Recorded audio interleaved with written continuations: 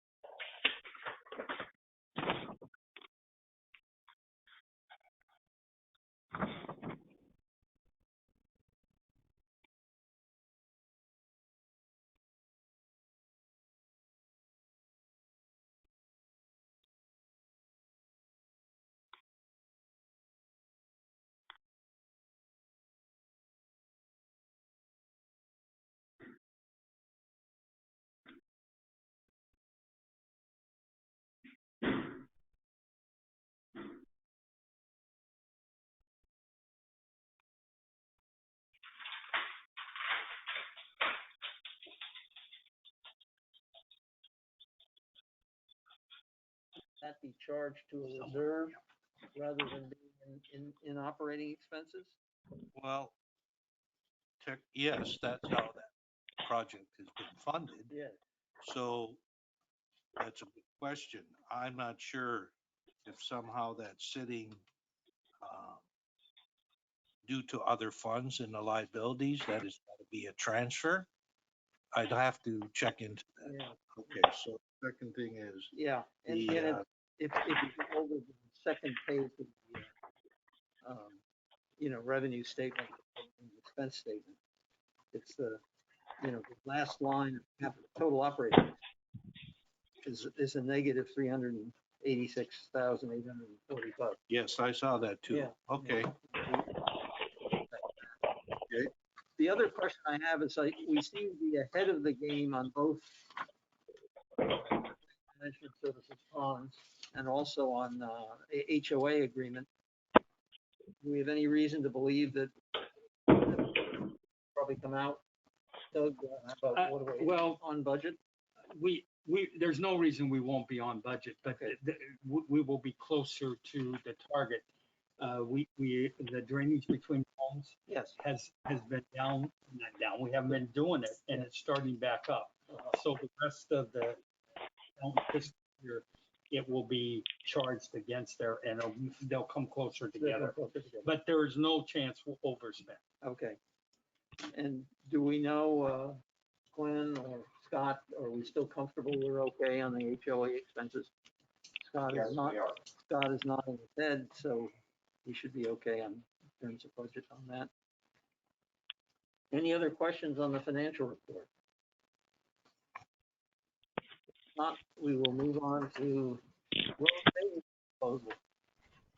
We're going down to L, his boss is on his way. Okay. Should we, okay. Go ahead, jump security. He'll be- Okay, he's on we'll his go on, to the security recommendation. Scott, you wanna? Let's do that. Scott Charnock, Property Manager, Pelican Preserve. All of you have had an opportunity to review the proposals that were submitted for the controlled access and community patrol contract for Pelican Preserve. And as you noticed in the summary, there's virtually no difference between the proposals, both in the writing of them and also the financial end. I think Securitas was a difference of, they were $431 higher per year, or over a 3-year period, $1,294. So That's amazing, on a $1.3 million budget, $1.2 million. So Contract. there's virtually no difference.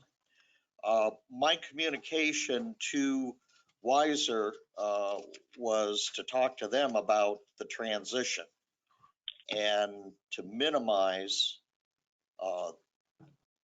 the problems our owners would have if we did change companies. I did present you a rebuttal from my questions from Weiser on my concerns if we decided to go that direction. First of all, everything checks out with Weiser. I can only tell you that my experience with Securitas has overall been good, but recently, and I would say probably the past 12 months, they've started to have some difficulties with turnover, not only on site, but also within their regional office. So I don't know who I'm reporting to week. The gentleman who submitted the proposal for Securitas, I'd never met him before. So I was dealing with his boss, who used to hold the title of vice president. Also, since I can't get this. Hello? Okay. So what I would recommend at this point in time is I would recommend to the committee to make a change to Weiser. And the reason for that is we have to have a relationship. Weiser has a good reputation in the area. They've been recommended not only by the communities that they service, but also by our new COO who had them in place over at Heritage Palms. So overall, I think it may be a good time to make a change. I had two reactions. Number one, I think Weiser's proposal was better. There wasn't much to the Securitas proposal. They just copied a lot of what we sent them. So that turned me off a little, and I will second what Scott said. I had a discussion with Gary Piotrowski, our new COO, and he was very enthusiastic about Weiser and the kind of job that they were doing at Heritage Ponds. He thinks they treat their people well, they're well organized, and they are, a substantial organization that he thinks, if he were making the choice, and since this case, we don't have any financial differences. I mean, basically, it's even. That doesn't even come into play. I would kind of second what Scott said, and he, their Castle is closest to this thing. He's running this thing on the, he's on the ground running this thing, and so I second his thoughts that I think this may be a good time to change. We've had Securitas in here for a long time, and maybe we need to make a change. I would support that decision.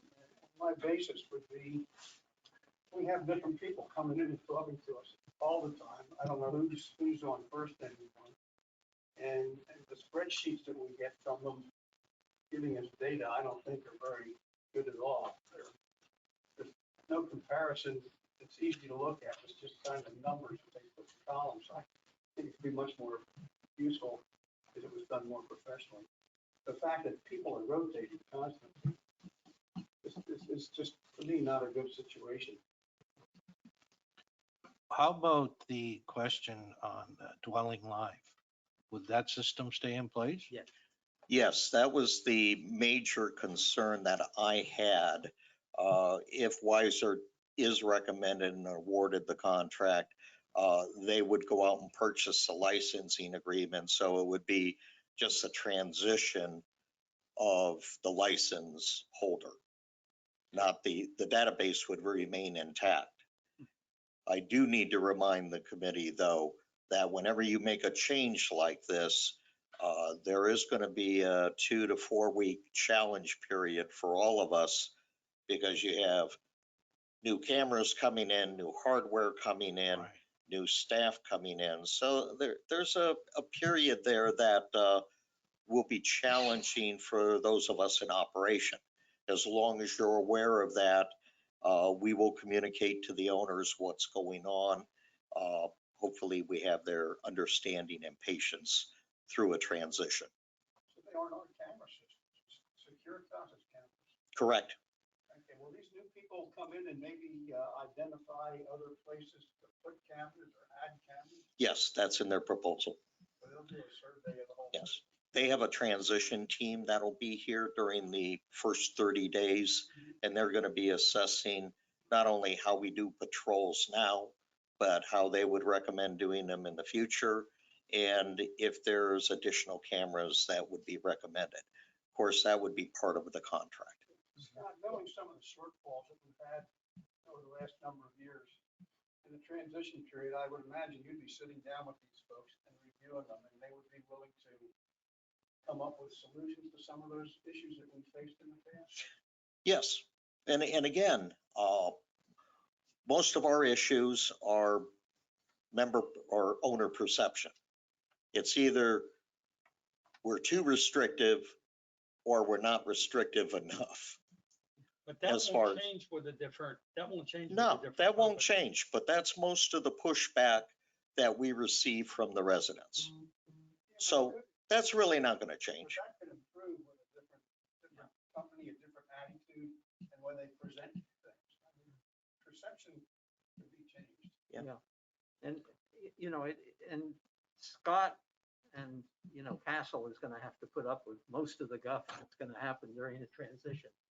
Yeah. And the fact that they are willing to do so, and are in fact recommending it, says something positive to me. Do we know what the security work group lead thinks of this? The security work group we have. Well, this part of the thing has been a PPAC main. In other words, this is not something that the safety and security work group has been involved in. We have a comment from the. Outside comments? Yeah, come on up, Bob. Bob Geppert from Monticello and the CDD. This is the first that, I'm seeing this bid process and with Weiser and something. I personally am not totally comfortable that the main reason we're changing is because Piotrowski said so. But I would like to go along. Well, I mean, it's one of the reasons for it. Okay. We might have an opinion on the semantics or difference on them. But since we're, out of the last meeting, going to charge the safety and security work group with transforming closer to the alignment that we have with ponds, I would merely suggest you defer this for 4 or 5 months. Let them get involved. There's no urgency here. And then if they so choose the same path, then that'd be, all on board. But as it is, with the changing of responsibility, shall we say, or the refocus to the work group, rather than make a decision now that would be difficult to change, I would suggest you give them 4 or 5 months, 6 months to come back. We've had these people a long time, and constant turnover has been an issue from day one with everybody.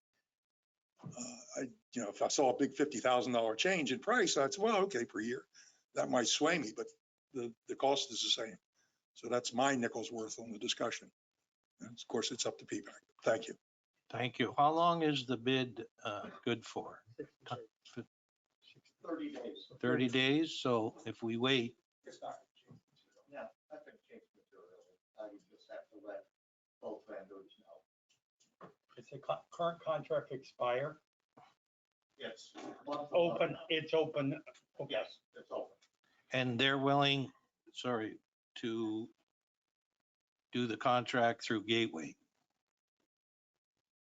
How we're gonna set that. That is the only way that we'll do the contract with them. That's the way. Yes. That's the way There's the no bid- difference in that. Yeah. That's the way the bid was done. That was gonna be my comment. That's why we had the bids done now, because Gateway wouldn't take it over unless we send it out for rebid. And we got the Yep. bids, and if Gateway's gonna take it over, I think we should go ahead. It's not the remote side. Yeah. The only thing that you're, They're overpaying it, so there aren't any sales taxes. They always take it. Okay, but it was run through PPAC and we were being taxed on it. You- That's the whole We point. pay for it through our. We're not Yeah. gonna have to pay state taxes. Sales tax. There's a Sales savings to our taxes. community. That's cycle. Yeah. Yes. that's the only thing that would be delayed, is putting the contract through and being paid by the district instead of through the O&M agreement, so you would not have the savings of the sales tax. We're going 1 month right now. Yes, basically, Get yeah. this to the safety security committee and say, hey, guys, take a look at this. We'd like to have an answer in 90 days.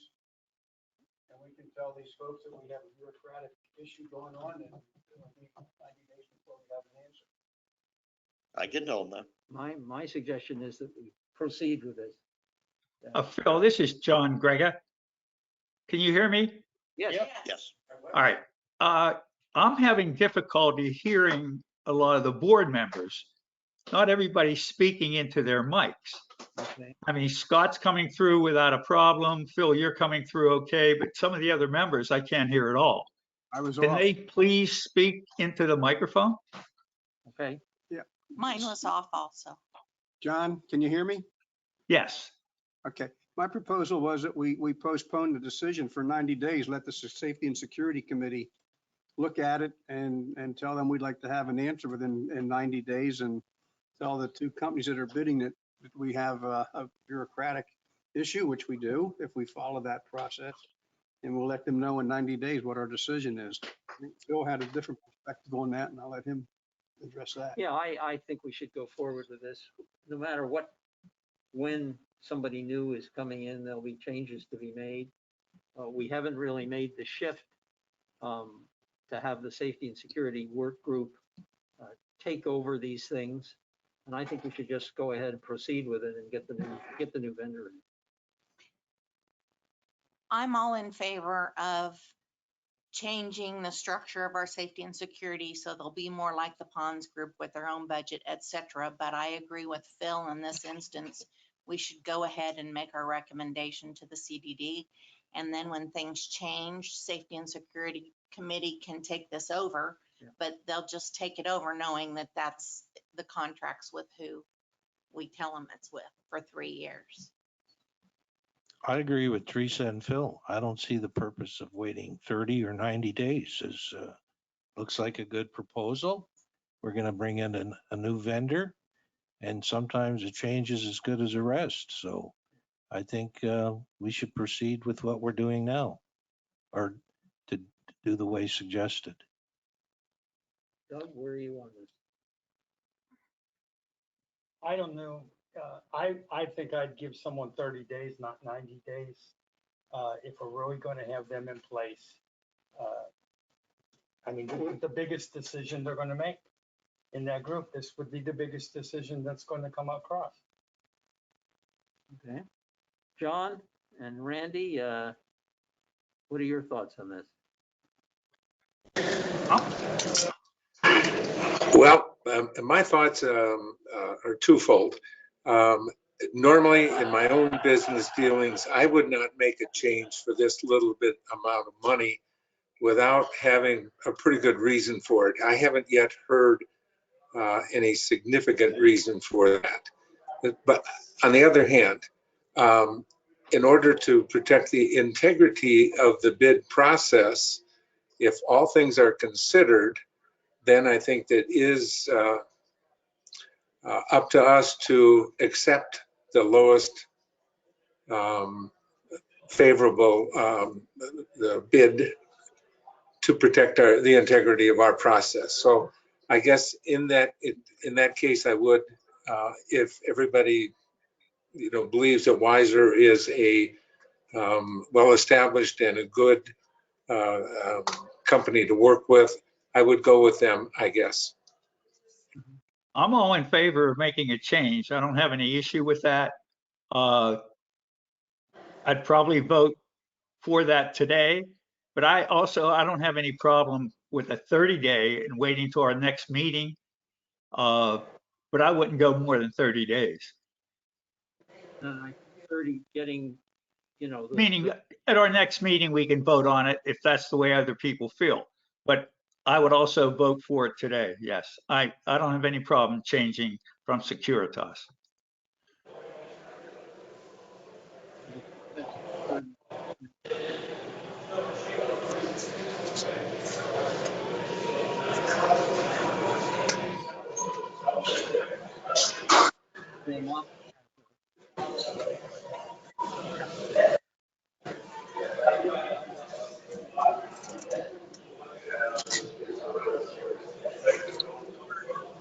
Community, there's a lot of proprietary stuff we bought, or we got.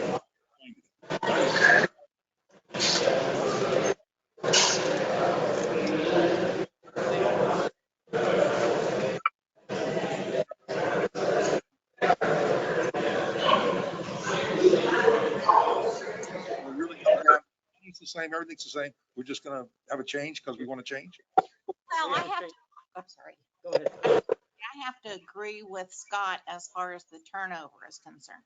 Every month when we come in here, there's somebody new from Securitas, or there's been a change in the management, and it never has stayed the same since I've been on the committee. So, Okay, I mean, I think we had several months with Danielle, but other than that, I've been here it's just 15 been- years and it's been the same for 15 years. Didn't matter who the company was. I don't think that's going to change.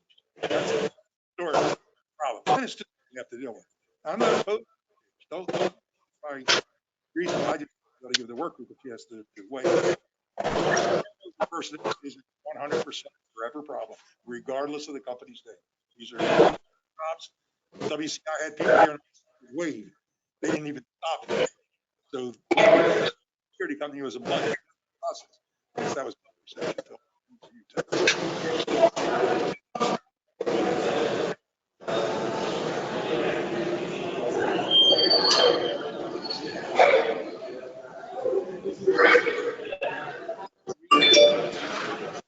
Their personnel. I think they do an especially good job at that. And they probably, hopefully would have less turnover. That would be my take on that. And I must add, I don't see why safety and security, by having them look at this, Yeah. would make a difference. I really don't. They weren't involved before. Sure, maybe they can get more involved if we put them in separate committees. Yeah, for them to look at Chairman, I'll make a motion that we accept the bid from Wiser and present that as our recommendation to the CDD. Thank you, Teresa. Do we have a second to that? I will second that motion. Okay. Do we have any further discussion?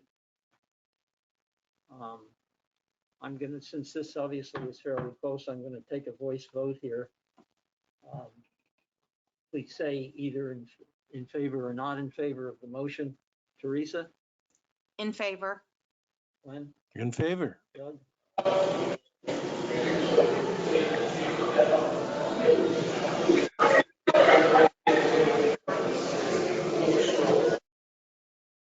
Yeah, I vote yes, but I would repeat Doug's sentiments. I think we should get the work group, at least hand them the paperwork, let them know what's going on and give them a start. John? I'm in favor of it. Randy? He's muted. You muted, Randy? Randy's in favor. So it passes 7-0. We will go forward with the contract as is. I'd like to give our thanks to Al Harris, who kind of took the lead on getting the bid in and the contract and all the things that need to be done. The process will now follow with running the bids.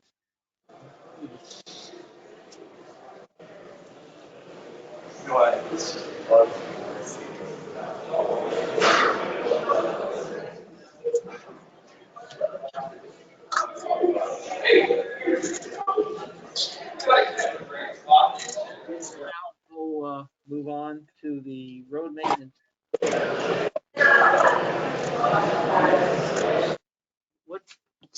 What's going on with that, Chris? Who's that on that? That's either caller one or Randy. Both of them have an extreme amount of background noise coming out. I don't know if they're on their phone too or what it is, but. Okay. Thank you. Well, good afternoon, Brian Brashear, Public Works Manager. Like we said about a month ago, I got Atlantic Southern here. I got Stan and his boss, Rick, is gonna come up. They did a total of all the roads in PP. I've sent them to Scott with the proposals and what they think's best. So I will turn it over to Stan and his boss, Rick, and you got questions, feel free to ask them. But, hey guys, good to see you again. Please say your name into the microphone, please. Sure thing. My name is Stan Buckowicz, and I'm with Atlantic Southern Paving and Seal Coating. Could you spell your last name, I please? can. It is Buckowich. Thank you. And I am Rick Adkison, ADKISON, and I'm the general manager for Atlantic Southern Paving. So we went through the roads a couple months ago and started putting together bids. And now we're back to discuss what I think needs to be done, where and when. I think that's what we talked about, right? So starting with Avila, I think is the one that's in the worst shape. That one probably needs to be replaced sooner than later. That was where I would target the replacement. Everything else that I see is a steel coat candidate. Should we be seeing a presentation here? No. Okay. No. Okay. If you have any questions regarding the seal coat process or material or anything like that, please feel free to ask them. That's what Rick is here for. Otherwise, I'm just here to discuss exactly how we want to proceed with seal coating and planning, and then I can combine proposals with the roads that we want to do and send those to Scott. Because right now we kind of have each road assessed individually, but it'd be a good idea to combine the ones that we want to do, each of you guys. I'm sorry, I interrupted you. You said Avila, you think we need to actually replace those roads? I think Avila needs to be replaced. There's a lot of delamination on the road. It's never been seal coated and has not been maintained, and it's time, in my opinion. So if I may, I'll speak for just a minute on the benefits of seal coating and the importance of it. If you guys have any questions on materials or applications or anything of that matter, please let me know along the way. Stop me and we'll discuss it. I know that there's been a lack of maintenance or a lack of seal coating on a lot of these roads through time. There's a misconception about seal coating that I hear a lot. People say that it's black paint or whatever the case may be, but let me tell you, it just comes down to the fact that it's a preventative maintenance. So I like to say it's just like changing the oil in your vehicle. If you're going to spend a large amount of money and you're going to buy a new Toyota or a new BMW, whatever it may be, you're not going to skip the oil changes on that BMW or the Toyota to save you money. But also the motor's not going to blow up right away if you do. It's still going to keep running because an oil change is a preventative maintenance. It's made to extend the life of the car. Seal coating is the same way. Seal coating, a proper plan is going to extend the life of your pavement. So you want to seal coat. Industry standard says that you seal coat 6 months after installation. I've been doing this for a little over 20 years. I always recommend that you seal coat a year after installation. You want to give the asphalt time to cure. You want to give the oils time to get out and for it to have a little bit of oxidation whenever you apply that first coat of sealer. Now down here in Florida, or let me say, industry standards for longevity is 3 to 5 years. That's how long sealer will last. We live in Florida. We live in paradise and we pay for paradise. We pay to live here, okay? So nothing lasts as long in Florida as it does in, say, North Carolina, all right? And the reason is we have a very hot, big red sun up here. We have salt, we have sand, we have lots of elements that affect the longevity of not only sealer, but paint, roofs, shingles, windows, everything that we deal with here in Florida, our boats, our cars, our paint on the cars. What's that? Pipes. Pipes, there you go. Nothing lasts as long here in paradise as it does somewhere else. So with that being said, it's very difficult to get the 3 to 5 year lifespan out of sealer here in Florida. That's why I always recommend, most companies are going to give you a 2 spray coat option, which is what we always do as well. We give you an initial 2 spray coat option, but you're never going to get that longevity out of a 2 spray coat option, okay? So it's very important that you go with a squeegee spray application. The difference between the two is, and I'll simplify it, it's just like if you're painting a barn door. If you're going to spray paint the barn door versus dipping a paintbrush in a bucket and applying it that way, obviously you're going to put a lot more material on if you use a paintbrush, right? A squeegee application is the same way with sealer. You're pouring the sealer onto the ground and you're pulling a squeegee, it's with a machine, but you're pulling a squeegee over the asphalt. So when you do a spray application, 1 gallon will go roughly between 90 and 110 square feet per gallon. But when you do a squeegee application, it's going to go about 45 square feet per gallon. So you're putting down almost twice the amount of material. That's one of the reasons why it definitely lasts much longer. I'm also going to say, whether it's Atlantic Southern Paving or another company, one of the huge things that you want to look for is make sure that the company is mixing it to spec, okay? This industry can get a bad rap because you can water down sealer. You don't have to put additives in. You don't have to put sand in. You're supposed to, but if you don't, the untrained eye isn't going to notice it. Okay, so you're gonna get a product that's put down, looks great when it's put down, but then it starts wearing off in 6 to 8 weeks, or, a couple months. You start seeing the drive lanes and the intersections and radiuses wearing off quicker. If you've ever pulled into a parking lot before and your tires sound like they're peeling out, it's because somebody seal coated without using sand. So application is very important, and mixing it to spec is very, very important as well. So those are a couple things that you want to look for. If you have, and I'm going to go back to my analogy about changing the oil in a car. If you don't change the oil in your car, the motor's not going to blow up after 3,000 or 5,000 miles. You're going to drive it and you're going to get 30, 40, 50, 60,000 miles out of the car realistically before you start having an issue. Okay. But you're not going to get the 200, 300,000 mile mark. Now, if you skip the oil change and you get to 40,000 miles, and all of a sudden it starts blowing out black smoke and making a knocking every time you push the gas, are you going to change the oil to fix that? Chances are you're not. That's not going to fix it. You have serious motor problems. Same thing with the pavement. If you don't do a seal coating option from the beginning after 1 year of installation, it's not like the pavement's going to fall apart. But when you get to year 12, year 13, it's badly oxidized, it's gray, it's white, you have big rocks sticking up out of the top and it's cracking up, then seal coating is not really an option anymore. And I think that's what Stan is talking about for Avila. Okay, so you didn't change the oil.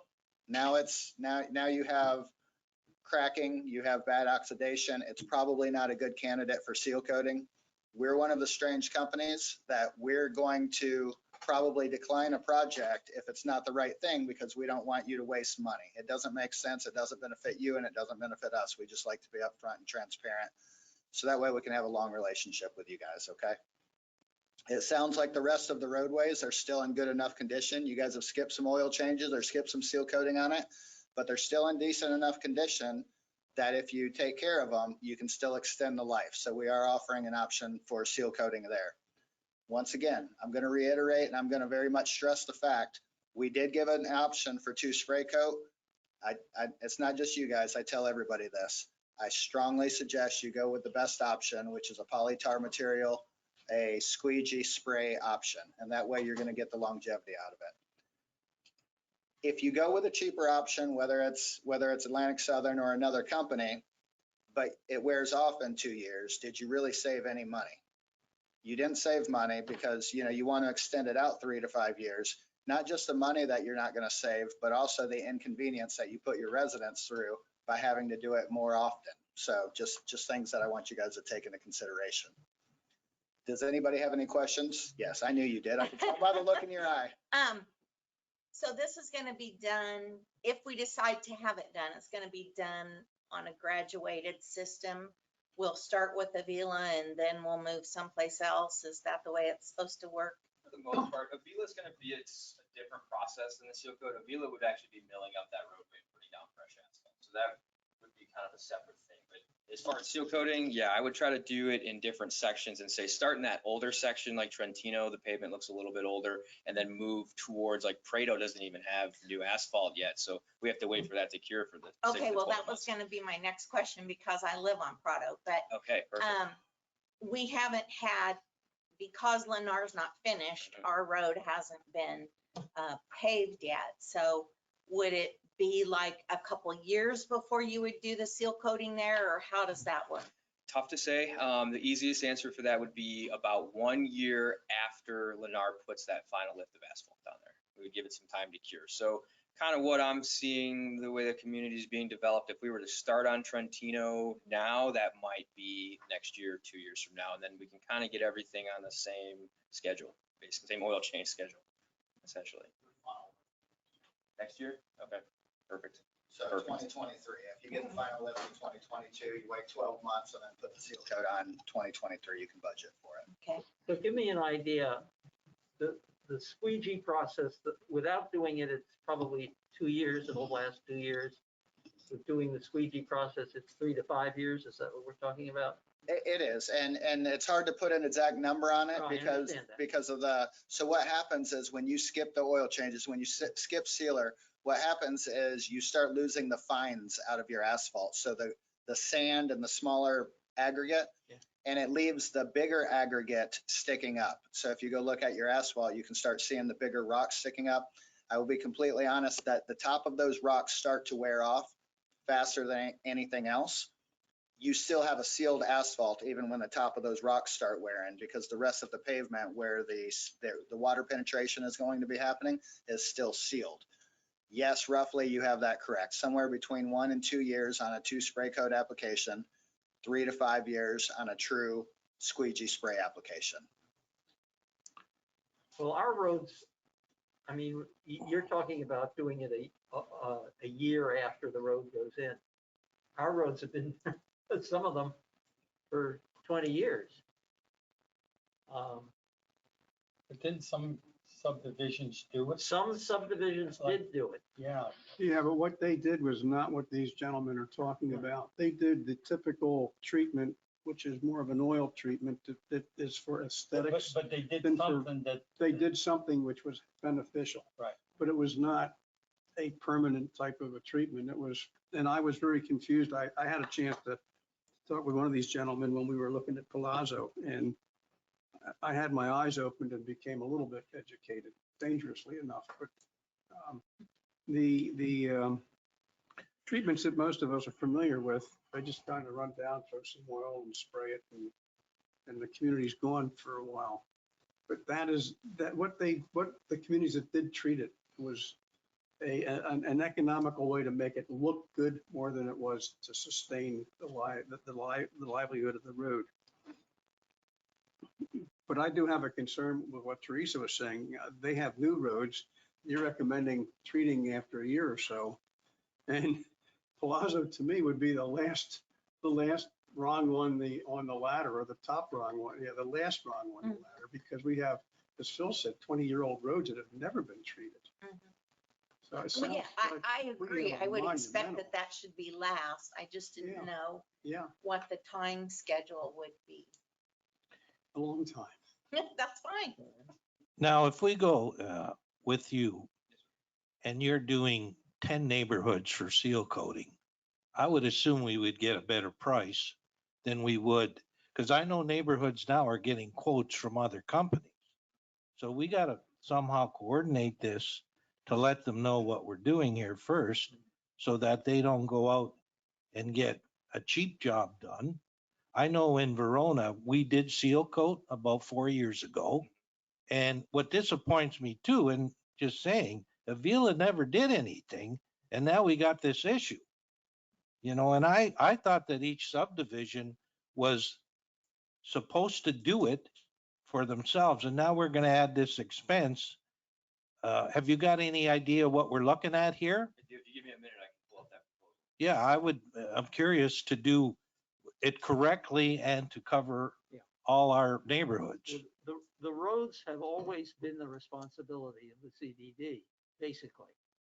However, when some of the communities went out and said to the CDD, we'd like you to do our roads, the CDD engineers said, you don't need to. Oh, So that's the reason some have not done it.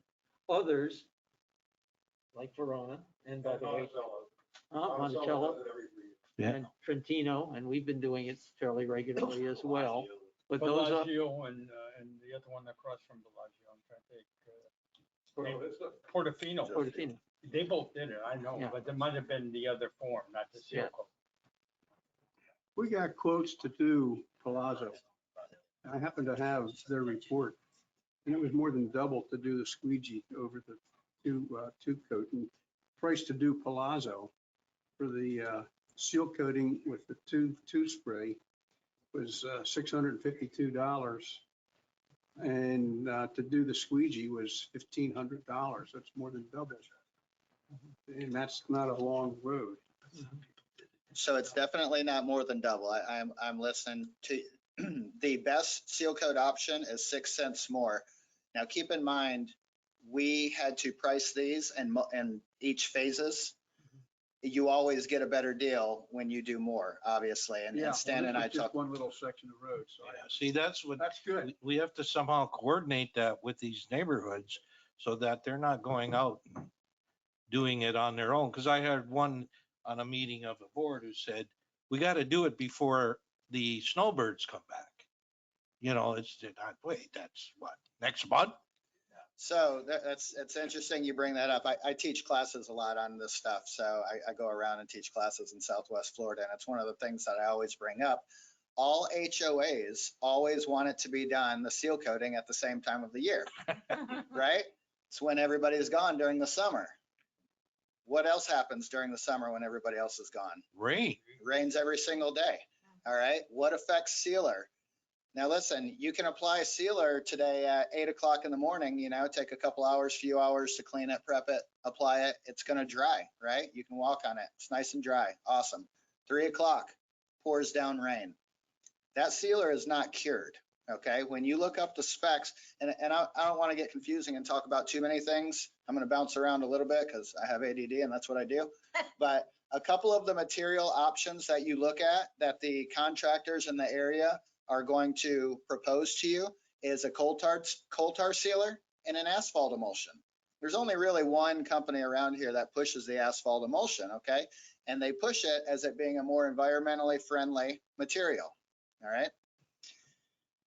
One thing you're gonna get out of me is complete honesty all the time. I'm super passionate about paving. I've done it my entire life and I really am. You guys should Google my name and you'll see my history, okay?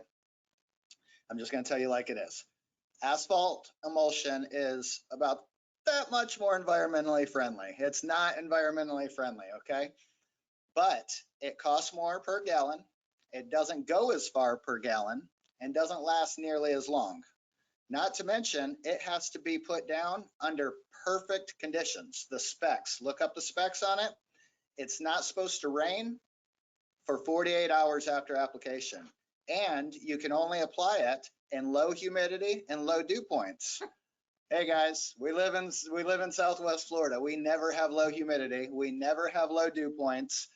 And very rarely do we get 48 hours when it doesn't rain, okay? So asphalt emulsion, I will never put it down with my company. Now, if we live out in Arizona and a Target parking lot specs it out and requires asphalt emulsion, I will put it down exactly to spec. I say Arizona because we do national account work all over the US. So I will put it down in Arizona and it's a fairly lasting product. It is a good product when applied perfectly. So we live in Southwest Florida. I strongly suggest that you always look at a coal tar material option. Now back to the time of year, even with coal tar. So coal tar is much more forgiving, okay? So you can put down coal tar material. It can rain in the afternoon. It's not gonna wash it all away. You could still get some longevity out of it. But if you're trying to reach that 5-year mark and you truly wanna get the longevity out of your material, nobody ever listens to me when I say this, but December through March is the best time of the year to apply material in Southwest Florida. Of course, everybody's down here when that happens. Let's keep in mind, everybody didn't go home this last year. So, I mean, it's still busy. Is it worth losing the longevity out of it to make it more convenient for the residents? I'm not sure. That's up to you guys, but no matter what, it can be an inconvenience to do the project. I will say that no matter what you pick and what time of year you do it in, we will always give you a color-coded phasing diagram. We'll make sure that traffic flows the best way possible. Our diagram will have dates, times, everything on it to make it as smoothly as possible. Good points. Thank you. How long do you have to stay off it to have it cure correctly? Okay, so that's another thing too. So it's the curing that makes it strong, right? You can walk on it within a couple hours. That's no problem. A lot of companies will come in and seal coat in the morning and open it up in the evening. All right. It's a long time before it's truly cured, but I will say that one of the differences between us and a lot of the other companies are we're going to keep each phase blocked off for 2 days. Okay, so it ends up being about 36 hours. We come in the morning around 7:30, 8 a.m. when you guys allow us to come in, clean it, prep it, apply the material, let it dry, apply our second coat, regardless of what application we do. And then we won't open it up until the following afternoon around 5 or 6 o'clock in the evening. Okay. It's more of an inconvenience to you and your residents. We understand because some of our competitors will come in and open it up the same day, but we're trying to give you a product that's going to last. So did you see that bid? I did. The exact price for Avila was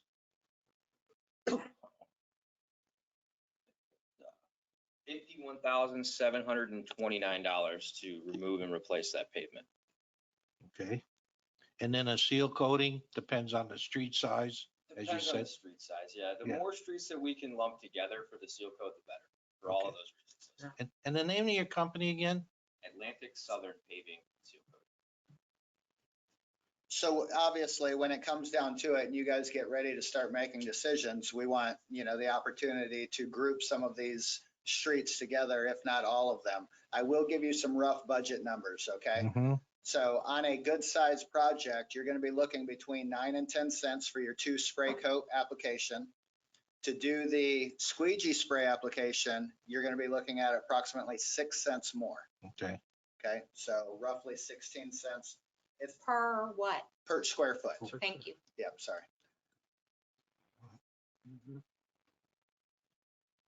And 51,000 for a hill is taken all over the hill or the whole thing? Whole thing, correct, all the way out to the pavers. You grind off the top and then you make it rough and put new asphalt on top. Yes, sir, 1.5 inches. And then a year later, you probably have to do the coating. We would do that, yeah, we would want to. I guess my question here is some ignorance, but if we do not the replacement of the road, but the seal coating, I assume we can charge that to our reserves. You know that. I believe we can, because, That was the purpose of it. Yeah, that's right. Well, it was for maintenance of the roads. yes, So is there any reason we can't? That's the reason I'm asking the question. That's the only place we would have money to do it, right? Except taking That's out right. a loan or something. I don't see why not. That we have the funds there, obviously. I think the associations will be very happy because now they don't have to pay for it. Some Well, will, not directly. some will be probably upset that And- they paid for it, that they did that themselves on their. Wow. dime. That's when That's the past.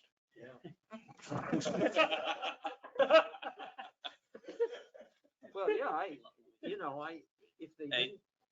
didn't, certainly when we did our work in Trentino, we were aware that at some point the CDD would come through and do this. Yeah, And if you didn't check that out, as you say, that's the past. Go ahead, Brian. I talked to Stan. The whole idea was behind this is give you guys a heads up of the roads and the status of them. I talked to Stan. It's about a 4-year to get through all of them. mhm. So we would do the worst case scenario. And I gave them all to Scott, all these bids, if he can share them with you guys, if you want to see every one of them. Wow. And I can get with these guys if you want to combine, especially on the seal coat and get cheaper prices, we can do that. Mhm. But I'll get with Stan. We'll prioritize the worst to first. But I'm looking at about a 4-year plan to having it all done because Okay. the goal is to do not only this, but I'm also having all of Gateway roads evaluated that the CDD owns, along with Stony Brook as well, because they're all 15, 20 years old or older. And we're all in the same boat here. So trying to prevent a little ounce to help us out in the long run, because we can really, if you can prolong it 5 years by putting seal coat, it'll last you a lot longer than spending $51,000 if you can do it for half of that. Is Avila the only one that you say really needs to have replacement? At this time, yeah, there was one spot on a Vino, kind of where it bumps out on the left, that's a little bit rough. But what I would recommend is seal coat everything on a Vino, and then as that starts to fail, replace a Vino, because you're gonna wanna replace the side streets Is this first. Aviano you're talking about? Aviano, Yes, sir. Aviano, because you're gonna wanna replace the side streets first in the Trentino area before you do the main drag. How did you find our main roads through the CDD of Pelican Preserve Boulevard and Cypress Grove? Are they okay? They are okay for the most part. Cypress Grove is still waiting on a final lift in some places as well, so. Okay. We'd wanna lay off that one, I would say, until the final lift is done, let it cure, and then do all of Cypress Grove, so you don't have kind of a mismatch. And then the main one, Pelican Preserve, all the way from start to finish, looks pretty good. Looks good, but I would say that that is the most crucial one to seal coat because it gets the most traffic. I was going to ask, is there a relationship between the traffic on the main roads versus in the communities? I would think the communities aren't getting the heavy traffic, just cars, not trucks necessarily. Well, they do get Dump trucks. trucks and all that. Well, I guess one of the nice I things think the about, dump trucks are going to pretty much disappear.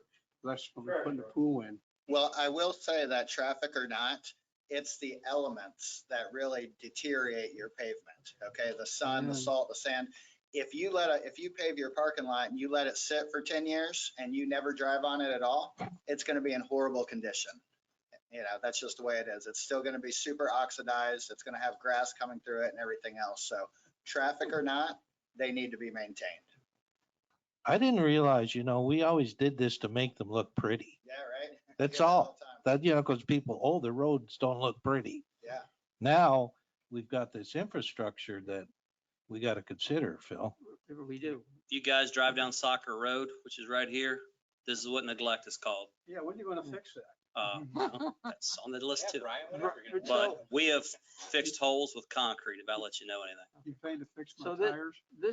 can you give us a kind of maybe it's just a ballpark figure at this point?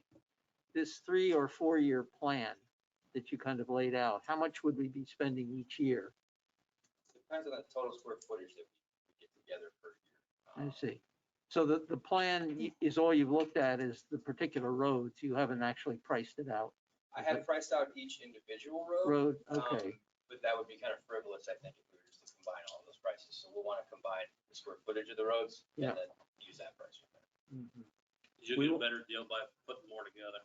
We won't plant a banana tree in the middle of the road. Did you see that one? like that. In that pothole? City's excellent on that one. But Phil, to your comment about paying for this out of reserves, Yeah. makes a lot of sense, but this to me seems like it's an ongoing forever maintenance type thing.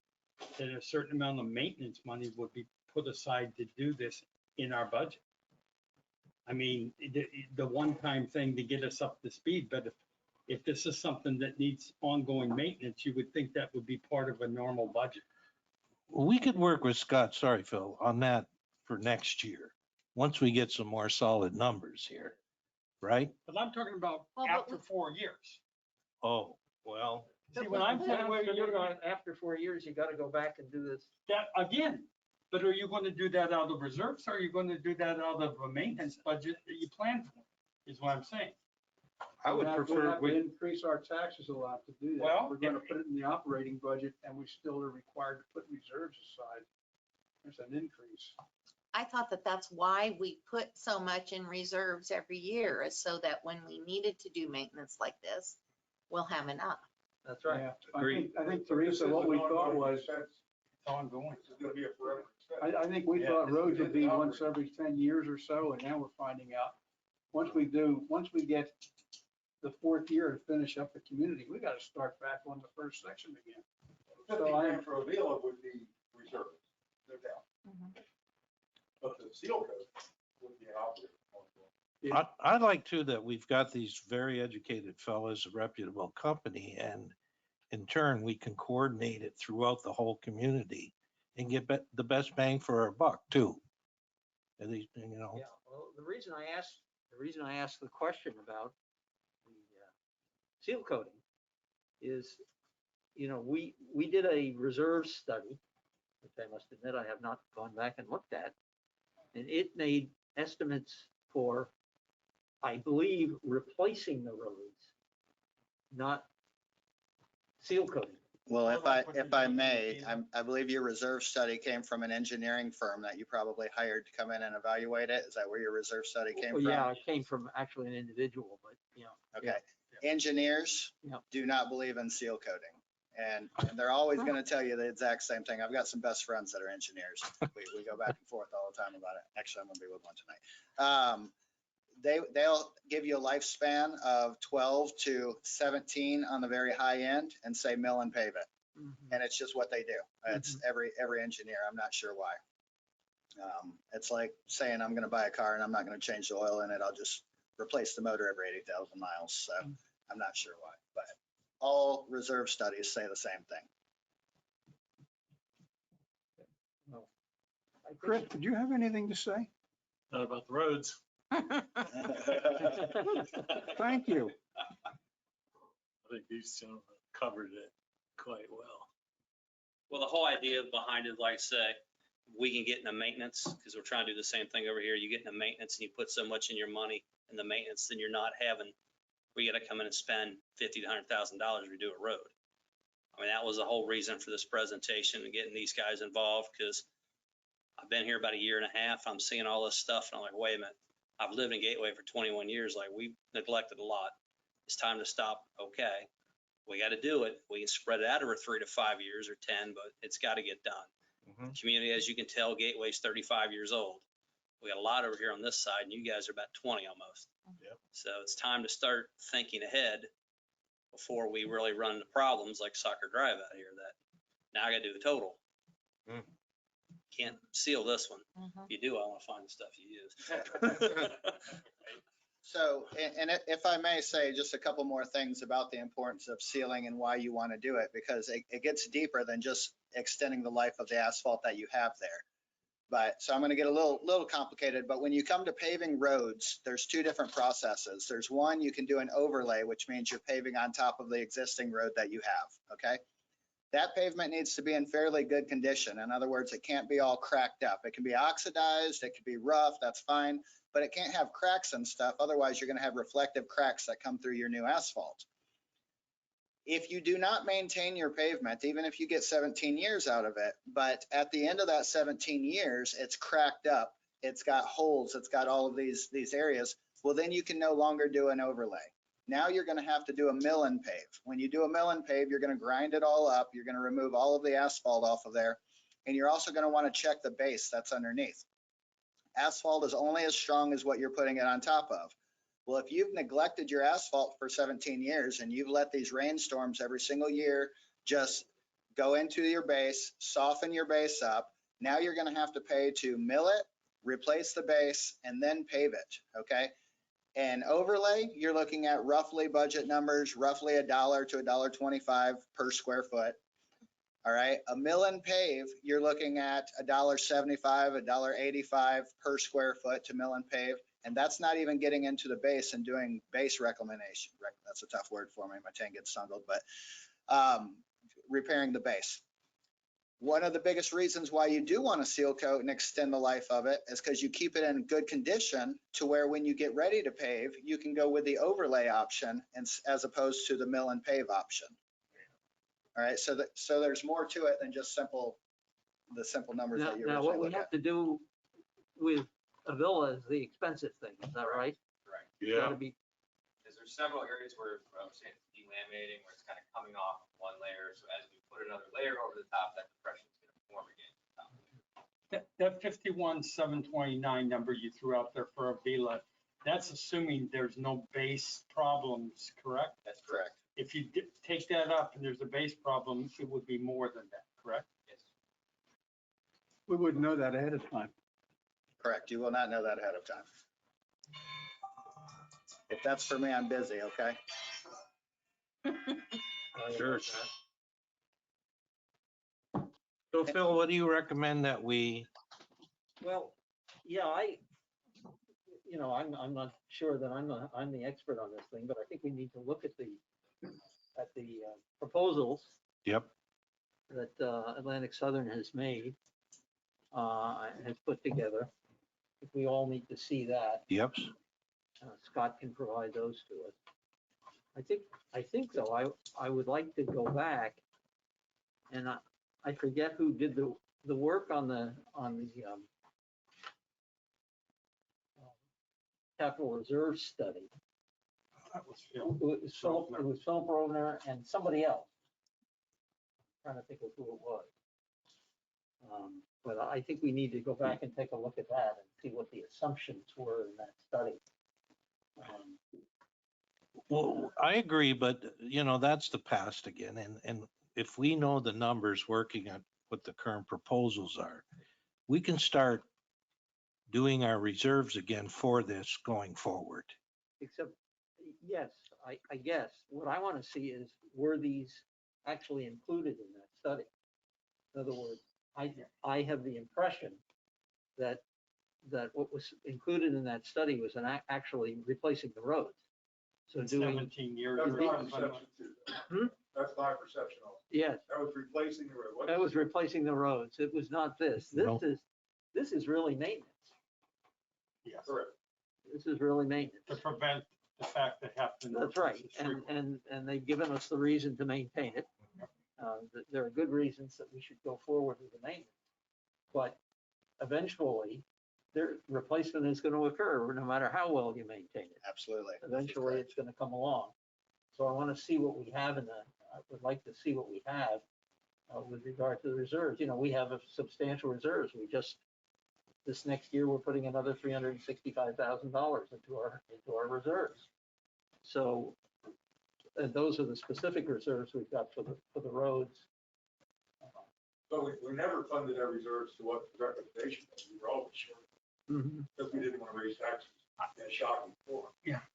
But don't you have to look at the total reserve plan, and, because this is just one part of it. Yes. And if you put a plan in place that you take all your reserves to do an ongoing thing with the roads, there's other things in that reserve money was intended for, Oh, yeah. maybe in the reserve study, that you really have to relook at that whole thing. I agree. Because That- it seems to me we need to understand what's in that reserve study. And how much we have, and can that handle it? That's right. Phil, this morning at the president's meeting, you made a comment that the reserve study for P-PAC was done about 4 years ago. Right. I think it's time we get another reserve study Well, done. probably we should. Yeah, Well, we should certainly be looking at the one that was done. yeah. And modify it. Start as a starting. Well, I thought it was 8 years ago. no, No, I don't think so, Bob. Because I remember Phil Rovner talking to Right. me about the ponds and some of that stuff from the pond banks. And Yeah, and I stuff like don't think that. it was more than 4 years. Maybe 5, but Yeah, So you can find that out, Phil, for us? yeah. And then Scott will send us the proposal, Right, and then we can table this till next meeting? yes, I think so. Okay. No, because Divide it into quarters. And then on the second quarter, third, and fourth, we will up to I mean, with all due 5% respect, you've got yourself. for each quarter. And that way they can have a budget number for all 4 quarters.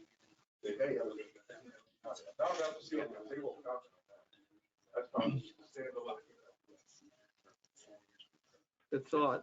What does the rest of the committee think? Hey, Phil, I have a question. John has a question. Go ahead, John. Go ahead, Their John. presentation, I think, was excellent, and technically, they made some very good points.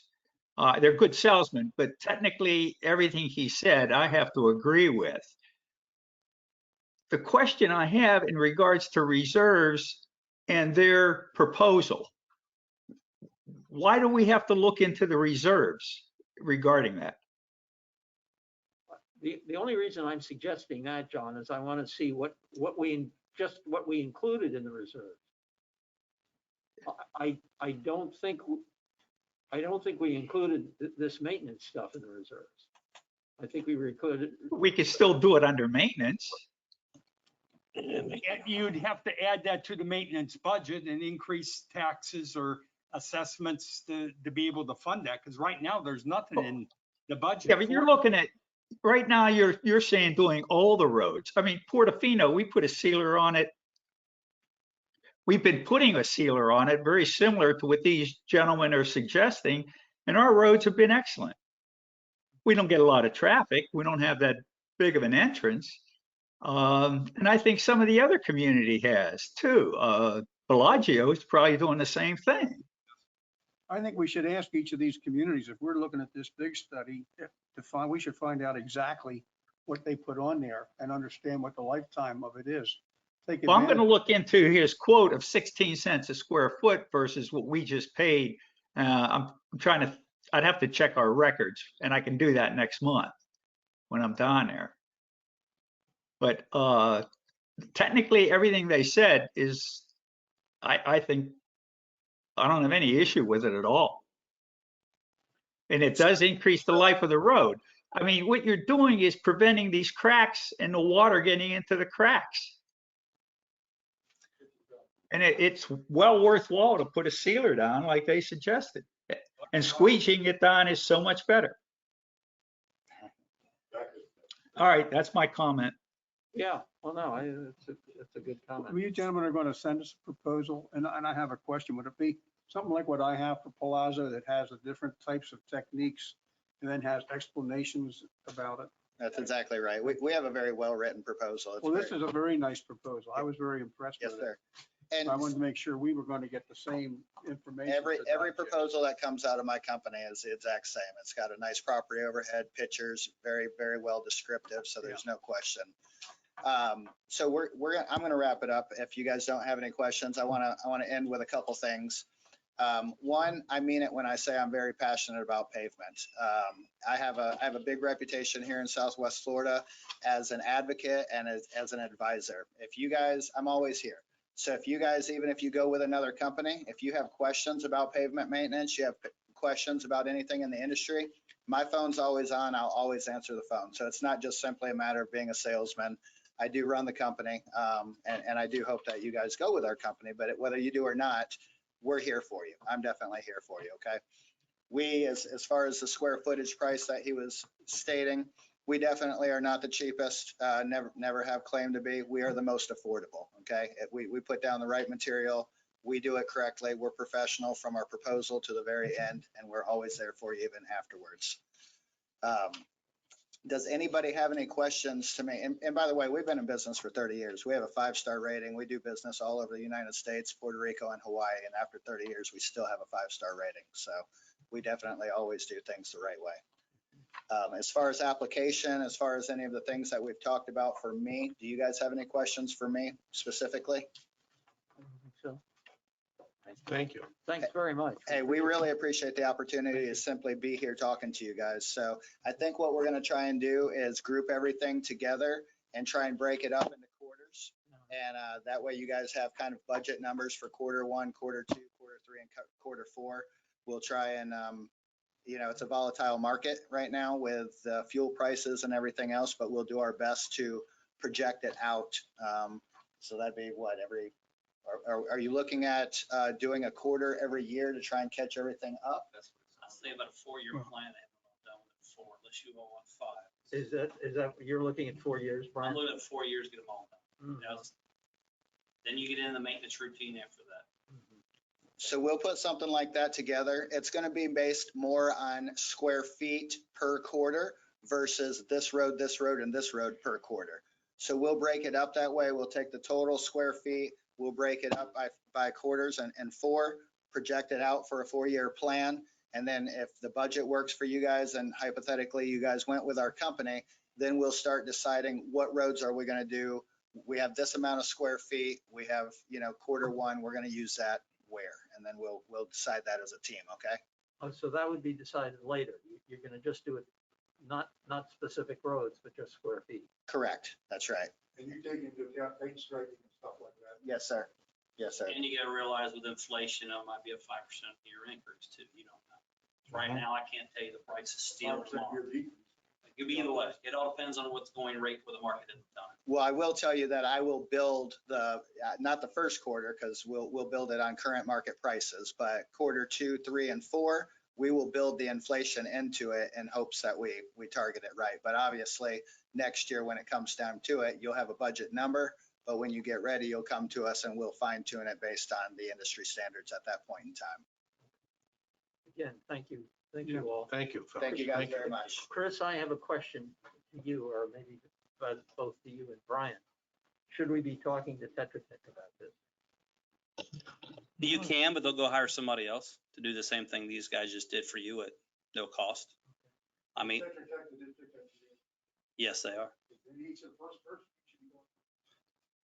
It all depends if it's their field. If it's maintenance work, I don't know what you need an engineer for. That's what's maintenance. So that's why we went this route. I mean, I'm not building a new road. If I was building a new road, I need an engineer. Because then you need permits and everything else. This is maintenance. That's why we didn't. Stan does work for me in other areas in Gateway, and he does a great job. So this is why the presentation we did, really we got involved because of the turnover over there. On the job me and Joe went looked at with Stan, he suggested the seal coat, restriping it before Gateway takes that road over. So this is how it came about. Yeah, there is on that job. Yeah, you have to bid it. He is. That'll be bid out. These would too if you want them bid out. I mean, that's not a problem. Well, This was just a presentation to get together for The you. association is taking care of that coating. We're not. That's not part of our deal. Okay. Phil, in this area, unless there's anything else you want to talk more about this. I had one comment. I do have the 2018 reserve study that I will email to you.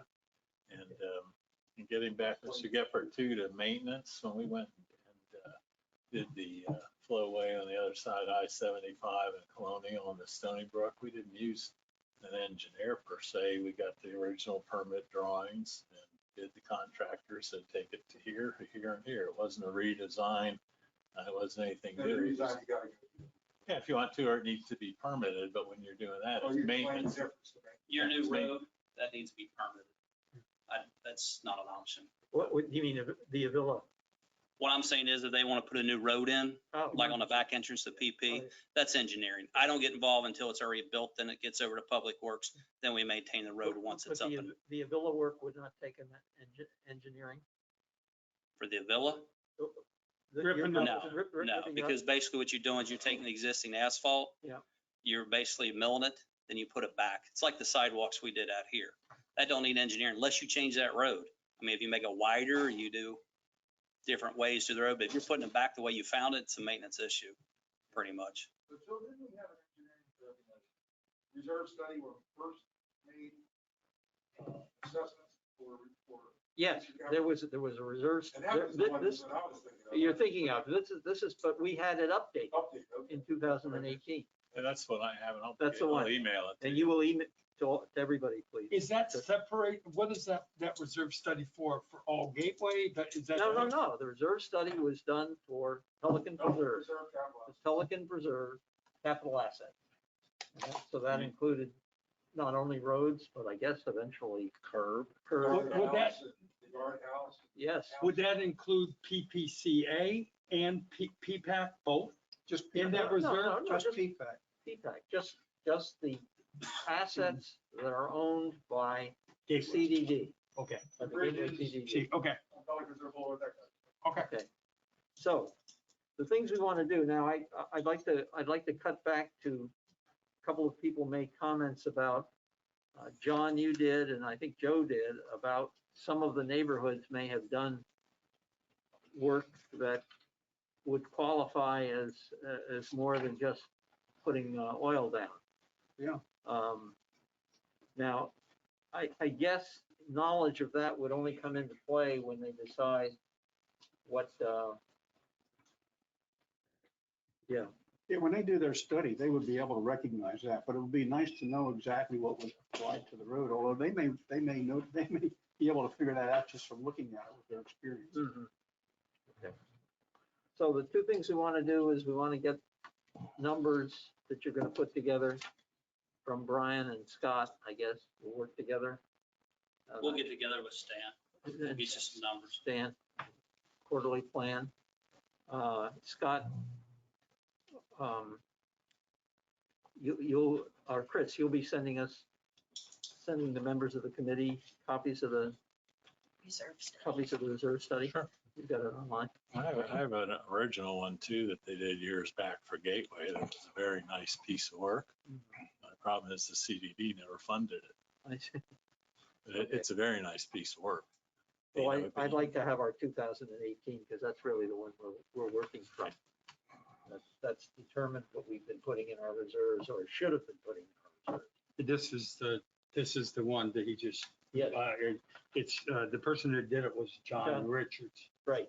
He was the lead person. Right. I thought Rovner, he might have been involved. John was the professional who put the numbers together. Yeah. Philip led the process to getting it done. I think too, we have to put a communication through the presidents Yes. about this, Okay. because this will stop the ball from rolling on them proceeding to do it on their own as the condo or home association. And, I don't care, like one resident said, let's do it before the snowbirds come back, but that's not a reason to do it. Okay. Part of that is traffic.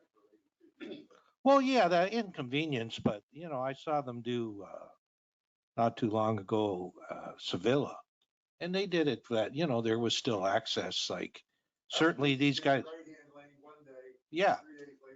And No, and they had appropriate ropes, et cetera. It wasn't, they're not gonna shut these things down because you know that you can't.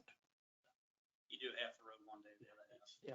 There's other ways you can do it. Well, I wonder how long it would take them to do a vila, roughly. Because that's a bit of work. Well, normally tear that, remill it, I'm gonna say probably a week, maybe a Oh. week and a half. 'Cause you gotta figure, you gotta turn around, coming into there, prep it, get it all ready, tear it all up. Then you come back and they have asphalt. Asphalt only takes them 2-3 days, Okay. but your worst part is the prepping part of it. So like say it'd probably be about 2 weeks, I imagine. Very good. Thank you. Because we did our sidewalk out here and unfortunately we did it during a hurricane. It took us 3 weeks, but that's why I say don't do it in the summer. One data point in this reserve that we can all relate to is the boardwalk. Yes. And 10%, the expense for 10% of it was 44,000. So they said in the reserve, the boardwalk would have been a $450,000 project. And it's double that. That's why we gotta go through this to make sure it matches, reality. Well, I think that we may have to have that redone. Because that's just one little example, just one. Yeah.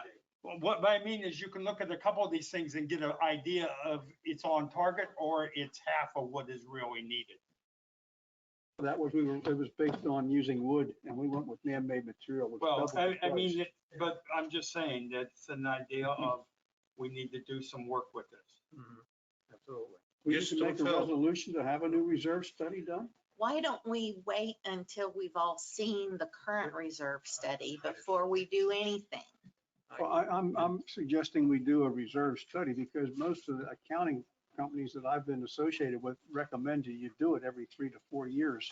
And ours is already 4 years old, so it should probably be updated according to what the state guidelines are. And perhaps it should, but I wouldn't feel comfortable voting to have a new one if I haven't even seen the last one. Well, that's okay, that's We vote fair, at the that's next- fair. At the next meeting. Okay. I don't have a And we problem. probably should assign someone to work with the group out of our group here, right? With the reserve study. Who should If we have a We- new one. If we're doing a new one, someone from our group here Yeah. should be assigned to work on that as a to-do, That's right. I would think. And you may even want to just put it in next year's budget and then start it. So it's a budgeted item versus pulling it out reserves to do a reserve study. Well, I'm not sure we want to wait till next year's budget though. Okay, that's fine. Yeah. I think we probably want to get started. I have been, just for your information, I have mentioned at least at the last 2 presidents' meetings that we're looking at doing this. And, but I think an official communication to the president's probably, when you're right, it's a good idea. This meaning the new road, the road sealant maintenance? No, I just said that we are looking at the roads for maintenance purposes. We're looking at whether we either have to maintain or replace them. Just that we are reviewing the whole process. I didn't specify whether. Well, I just meant the roads as opposed to the reserve study because I wasn't sure where we were. Oh, well, no, the roads, that's different. In other words, the roads separately, the work that Brian and Stan did on putting this together. Well, we'll get you some, like I said, I'll get with Scott and we'll get some better numbers for you. So next meeting you'll have the numbers and you'll kind of know of it.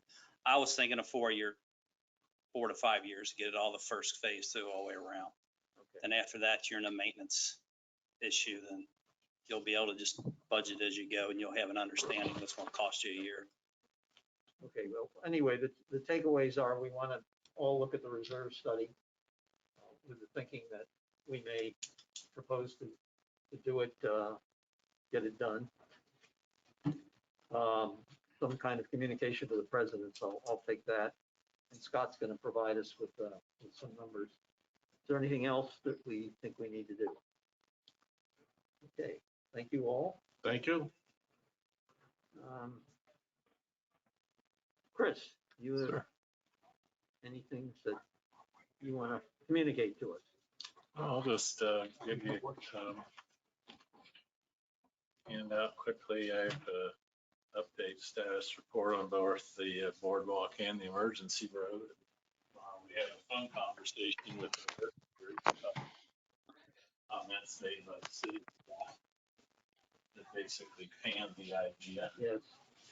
But I think that's old hard feelings in the bureaucracy at work.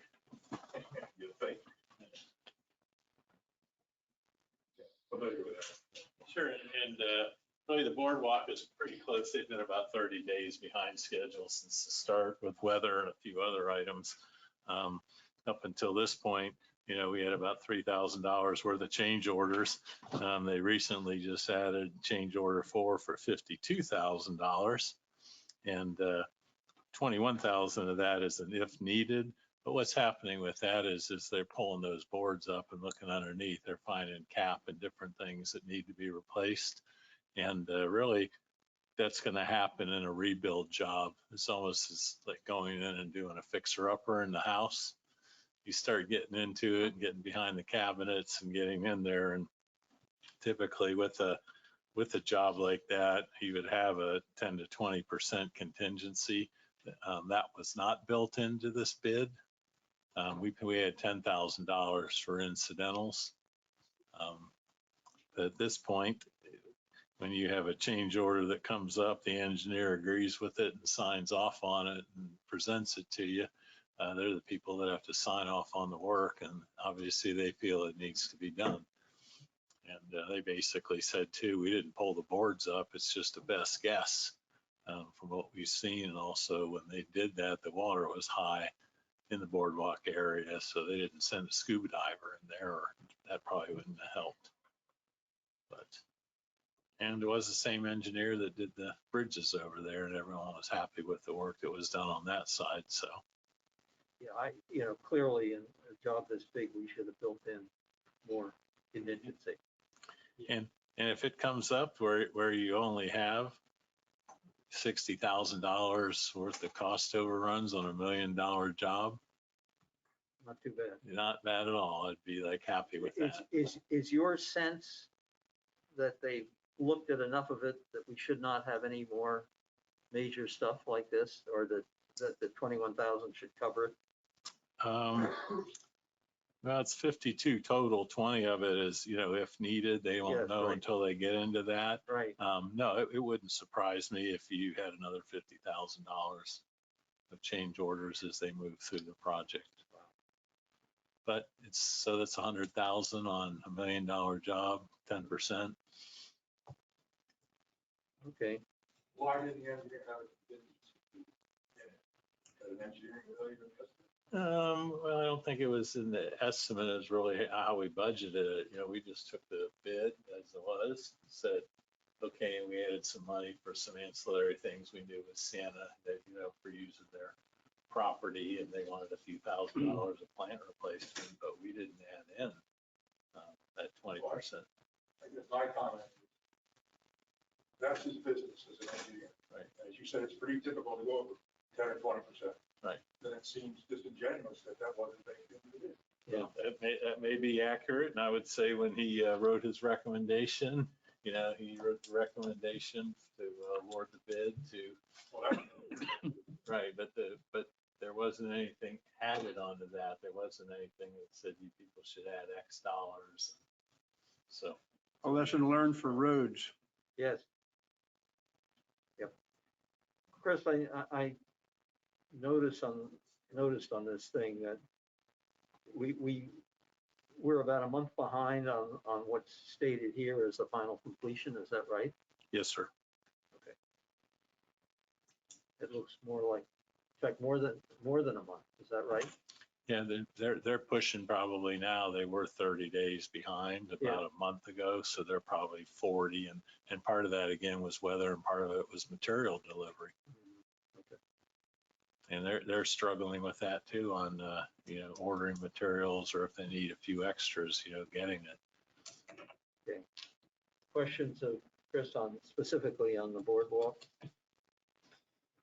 Okay. How about the access road, Chris? Well, we have that meeting Friday, and I think we'll be able to resolve those issues with the city. Everything else is pretty much with your engineering and surveying is on autopilot. The contracts have been let. We still have landscape agreement with Prado, the property actual transfer, the property transfer from PPCA to GSCDD, and the FPL consent use agreement. And that's with Mr. Adamczyk and Tony. So that paperwork, I'm getting the quote today or tomorrow to Bentley Electric to do the electric service drops for the 2 gates. And the one thing that's come up a little higher than the original estimates is Prado, of course, is requiring matching gate to what's in there now, which is that black aluminum. And what you have there too is two 20-foot lanes that span. And to do that, you can have access for fire and EMS. You can't have a swing gate. You know, that's going to have to be cantilever 20 feet on each side. So that's going to bring the cost up. And then, of course, we'll have the regular, just like your HOA entry gates or the entry gates, swing arms up and down on the Gateway Boulevard side. And I just put all the estimates in there and the landscaping and fencing, and you know, I'm at 443, 480, which I think we were looking at about 450, 4.25 all in. But those are all detailed out, the grading, the paving, the drainage, the landscaping, the electric service, and the gates. You know, I would only second what Chris has to say, that we are dealing with, it appears, the staff at the city. It may be one individual who has, I don't know quite what his problem is, but he would like us to jump through a lot of hoops in order to get this DRI amendment approved. And most of his problems were things that have happened in the past. We requested roads and then we didn't want a road. He's got a whole story, but it's really irrelevant to what we're trying to do, which is we're trying to put this road in. This is now, here and now. And he's causing us some problems. So as Chris said, we're meeting tomorrow to try and figure out how to get around.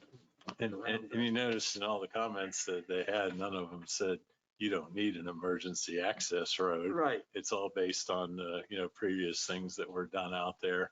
Yeah. And I'd have to say he's a bureaucrat doing his job, and he's been there a long time, and he's really good at it. Yep. And they're going to find ways to deny things before they'll promote things and help make them work. Any questions on this? Chris? Okay. Chris, anything else? No, I think we're all good. You, at the last meeting, you brought up this $57,000 that we've got left. Yeah, it's a residual bond fund. We brought it up last year when we talked to the Ponds Group about using some of that money to enhance some stormwater facilities up on the north end of Pelican Preserve when we were doing some work up there. And I put together three requests to Russell Smith about releasing that money if they had any plans for it. And all 3 of those requests were ignored. Yep. And that's where it's just been sitting. Okay. But the money's still in the bond fund, and I would imagine if they're planning on getting out of there in the next 6 months, at that point, they may look and say, no, you know, make the claim on it, or they'll say, we're out of here, fine, go ahead. Then we could use it for infrastructure. Yeah, anything in Old Pelican. In Old Pelican. Yeah, Yep. right, understood. Chris, in the past, it didn't, I mean, it wasn't easy. Was there something that changed? Was it WCI that approved in the past the release of that money, and now it's Lennar?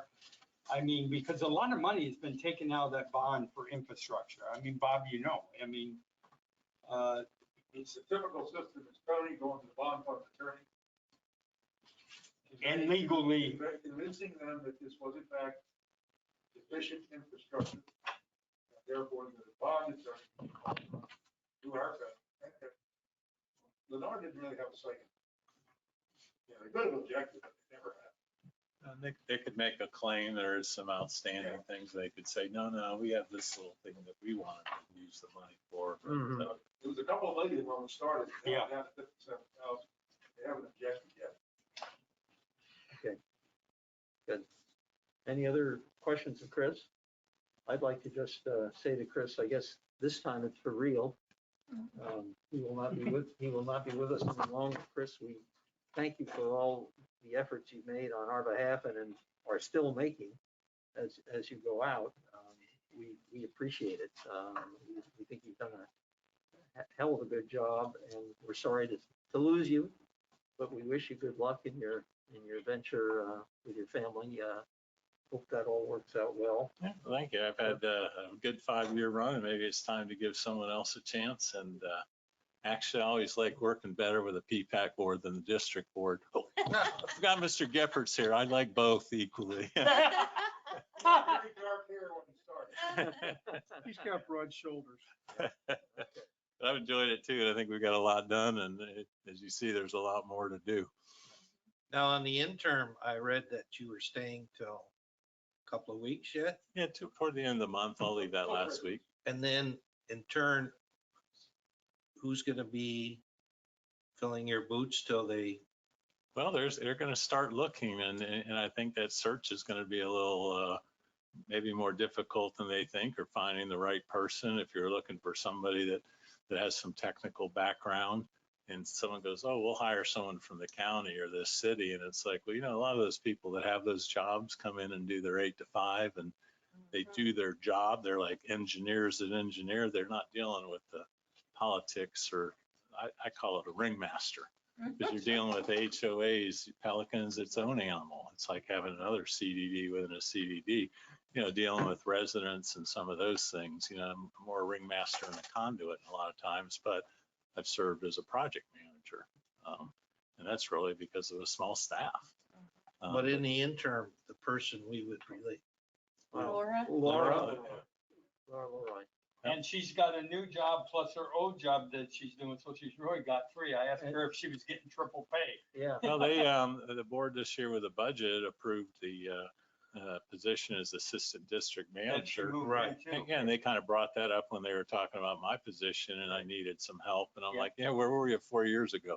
But no, it's so that position's been approved, and really I recommended it too, because I said I think we need some more performance accounting, cost accounting, transparency, reporting to the boards on, you know, where this money is, and following contracts a little more closely, and change orders, you know, and really getting a handle on it. And so we were going to have them backfill her position with more office manager accounting type, and let her move into some of that higher level work, and then supporting the new district manager.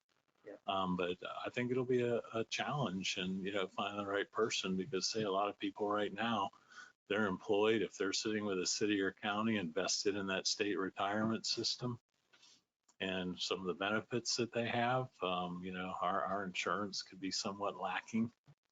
But Yeah, she's officially. Yep. Yeah.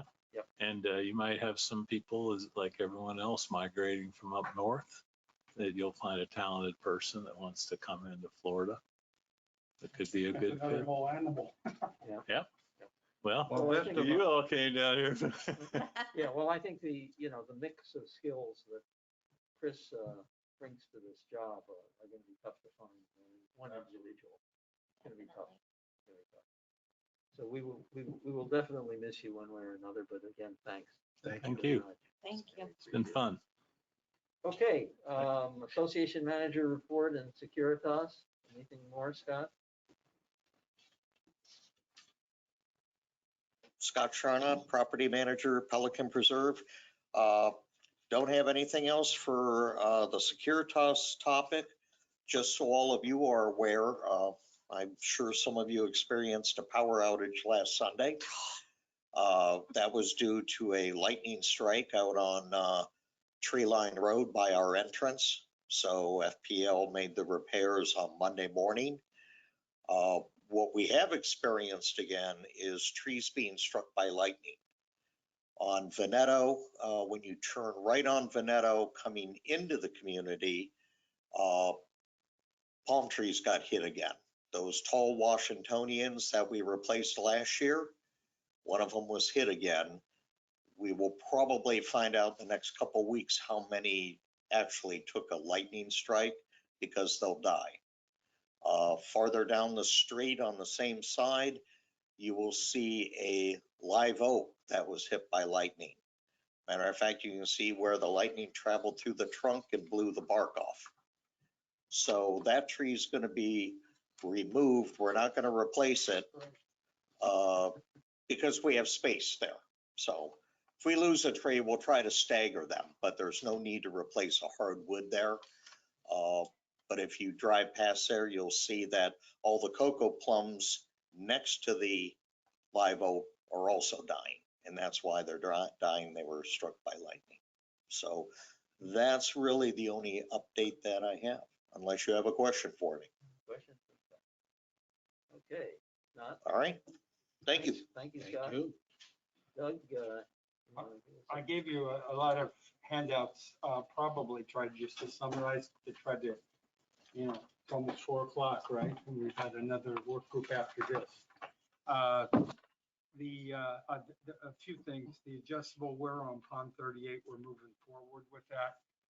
That's been merged in, that adjustable weir that goes into the flowway has been merged in with a few more adjustable weirs that are being done across CDD Gateway into the project. I think that is what was said at the last CDD meeting.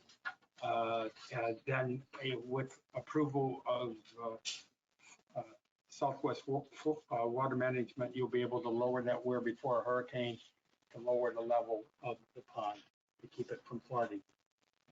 The only other thing on here is the storm drain. We've had a good strategy to keep our storm drains clean, which is why you don't see the flooding in the streets and stuff like that. It's on a rotating basis. And we went live with our trouble ticket system on September 1st. And our vendors are using that to report. We're reporting problems and them to resolve them. The only other thing is for those that I fired, Met Tower, who were doing Pond 34 maintenance. We've had a lot of issues this year with the pond. We've got rid of Met Tower, who were doing the maintenance on that pond. And we've tucked it underneath Aquagenics contract. That was the only one that Met Tower had. We had 3 serious problems on that pond, and it's still not in good shape. So we basically said that 3 times, 3 strikes, you're out. If you look at this report, this color coding report, this gives you an idea of the issues we've had with aerators. Red means it wasn't working by, it tracks it across time. Yellow means some of the compressors are working, and green means all the compressors are working, and that's a PSI number in the middle, which tells you how much pressure that we still have issues. We almost have 10 ponds that have either they're not working or yellow, which means part of them are not working. We had a lot of, as you can see, there's a lot of red in that chart. If you go back in time, we had a lot of issues with the fires, and then the Tetra Tech electrical study and replacing to put GFCI circuits in there. We also had 5 ponds, some of them not working right now, were cut by hot wire. That our lines were cut, and sometimes it's hard to find where the cut is in the line. We have the pond, Bob, you always complain up there by the town center that's not working. 16. Yeah, is that line's cut, and we haven't been able to find the cut. But I'm not happy right now from this chart. I'm not happy with the provider right now, and I'm evaluating that right now. although it looks like you made some progress, certainly. We should have. Yeah. I'd already made the change if we didn't make any progress, All right. but it's not all their fault. Right. Any questions of Doug? Bob, you never gave us colored charts like this when you were in, You should read his minutes. No, we had a meeting that Joe was there, but Bob's still a member of our group. by I the way. know, yeah. He's an honorary member, and he actually does a lot of work. But we have over 30 people at a meeting. I know, it's well run, well run. Thank you. Okay, thanks. Thank you. Any questions of Doug? If not, very quickly on the safety and security group, we're continuing to work on a lot of the same projects we've been working on. As you see, we had to return the traffic cones to Veneto. We had taken them away with the hope that people would not cross the double lines, but they were doing it. We are working on the final solution, which is to put rumble strips on both sides of that intersection there, so that cutting from one lane to the other won't do people any good. We found it's done a pretty good job of slowing people down. We also have to repaint the stripes on Veneto. They're not properly, they don't go to the right place. They're not properly painted. That needs to be done. We are going to be looking, and we're going to have to coordinate this with the road effort, looking at painting stripes. Some of the places we've had a lot of fading of our stripes. Those need to be replaced probably. We're going to be looking at again an old problem that we still have not really resolved very well, and that is some of the golf cart safety things, most particularly the up by Azura between Ibis 8 and Ibis 9. There's still a problem to the safety there.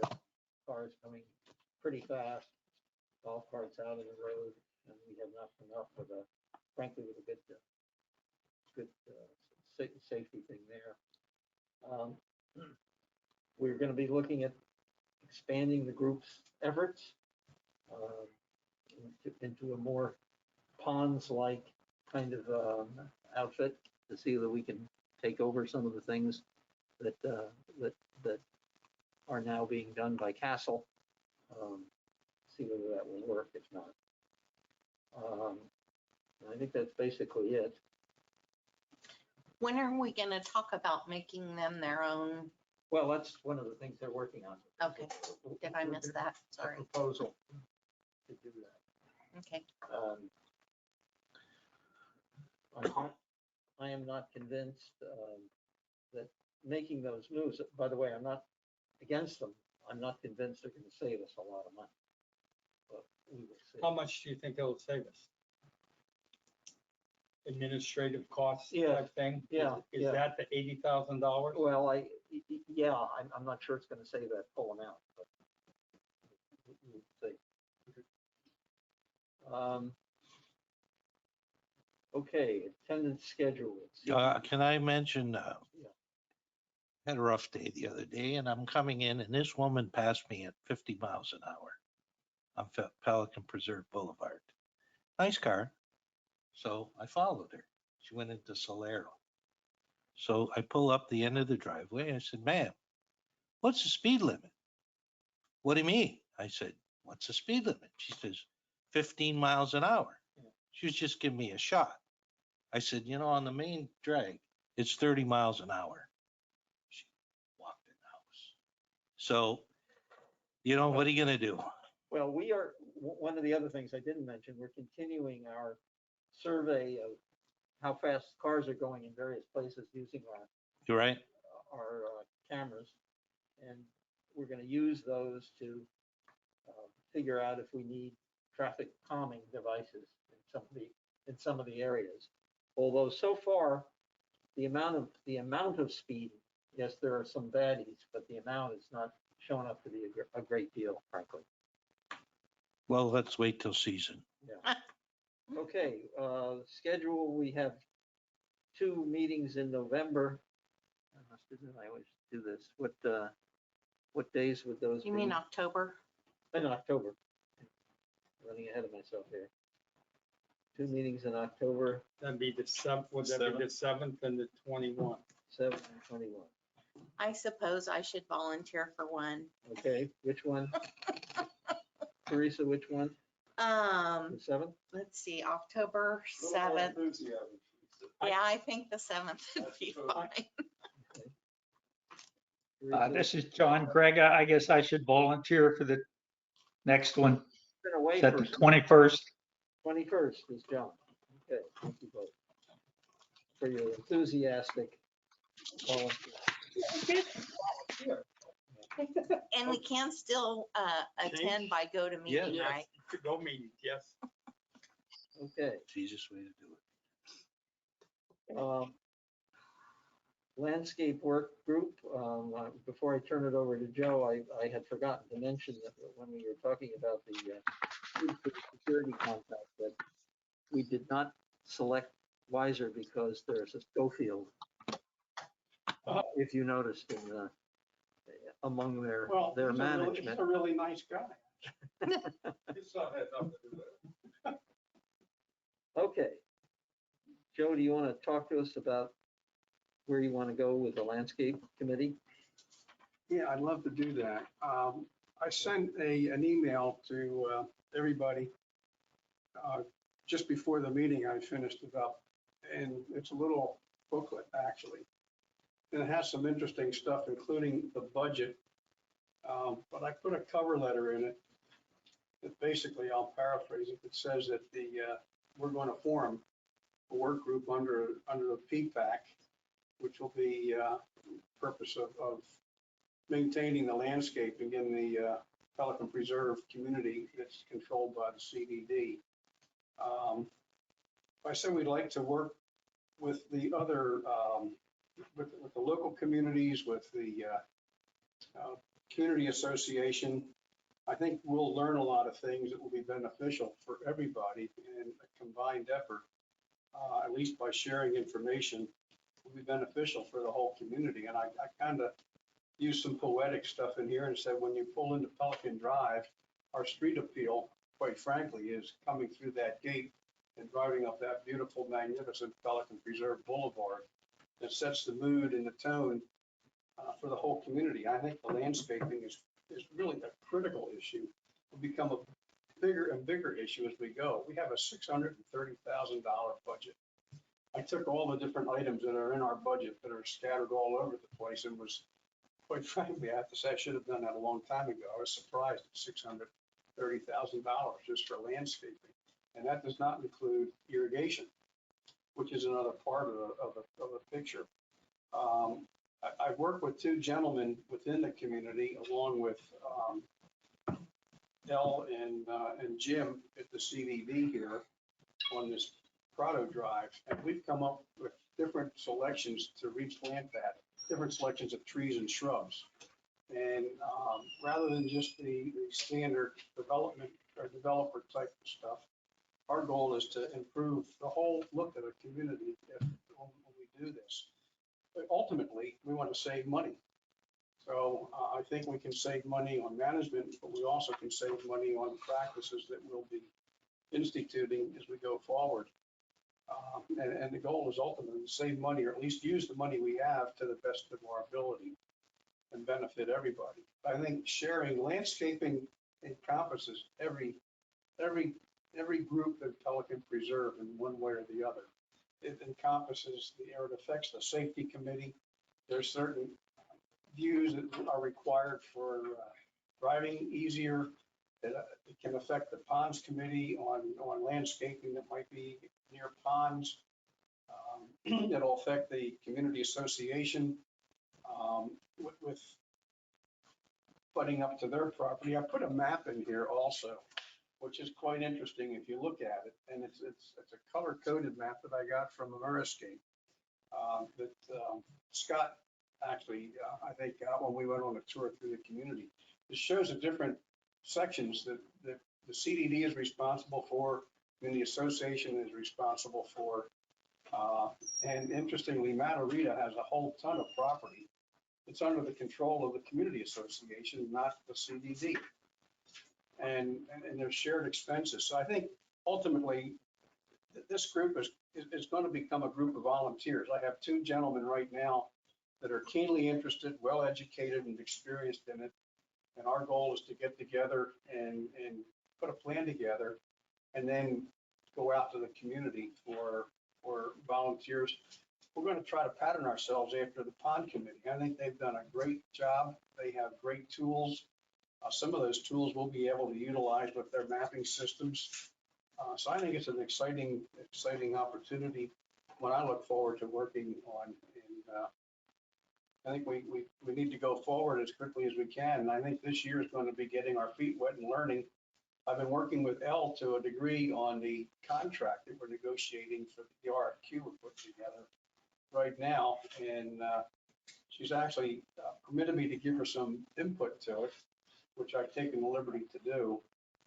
So we're tweaking that just slightly. But again, Scott has been handling that, and he's done a good job putting it together along with Elle. So our goal is to get our feet wet, get this program up and running, and for 2023 budgeting, be really up to speed and be able to have an impact on it. Joe, Yeah. so that you got the HOA, you got the PPCA, and you got PPAC, and they all have different parts of the landscaping, correct? Yeah, yeah.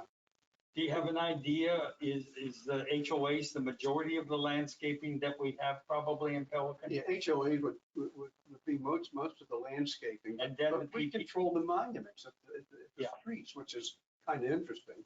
Right. The community association controls obviously everything at the town center, but we have some sections of Veneto or Veneto. I've never figured out the right way for that. But anyhow, we have sections of that we're responsible for. Obviously, everything on Pelican Preserve Boulevard, Cypress Grove Boulevard, Prado, and tree line. And we actually are responsible for tree line from Colonial all the way down to the entrance, because then the community association takes over part of tree line going down towards the school. Scott, as I've told Scott, I don't know, I asked him how long it took him to figure out what was going on. And you don't want to know the length of time in the answer, but he's done a marvelous job. He could tell you this off the top of his head. We want to get there.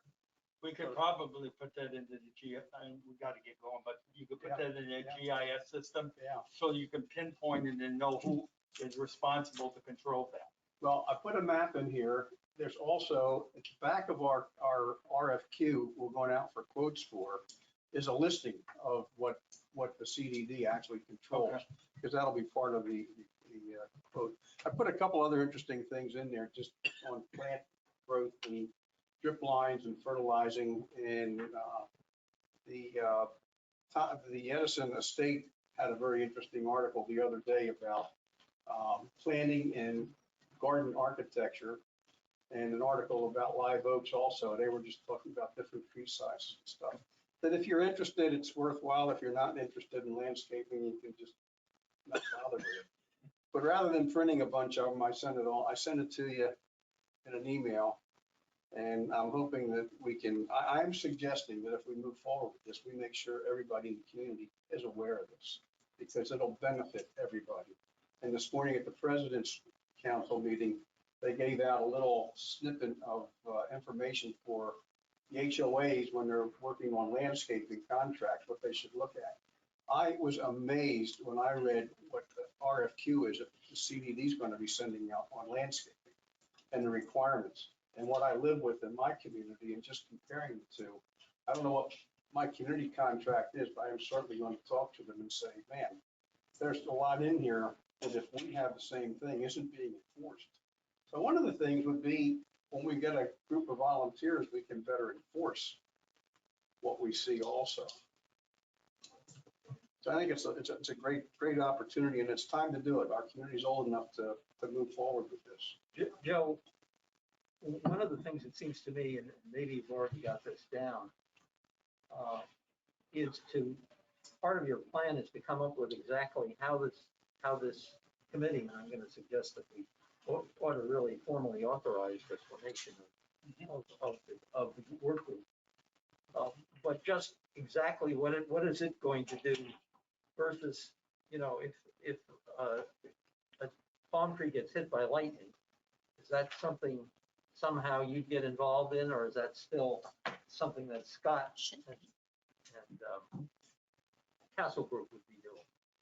At the moment, I wouldn't change anything, but I would want to start weaving in and working with Scott and learning if there's an issue, what is it, and what's the resolution to it. And as I say, get our feet wet, learn what's going on I don't think we want to just jump into the deep end of the water at this point, but I think we gradually can grow. We have very, very qualified people on this committee. And they know 10 times more than I do. I'm a novice at it. I'll manage it. I'll coordinate. But boy, I'm going to rely on these guys for their expertise. And Scott has a great amount of expertise on this that I've learned over the time in working with them. I mean, we have some wonderful assets to deal with. And I think if PPAC gets more involved with it, we can save money, we can move forward, and we can make the community better. The landscapers are landscapers, and a lot of people tend to think that the landscapers are horticulturists and experts on this, and they aren't. They do what they do.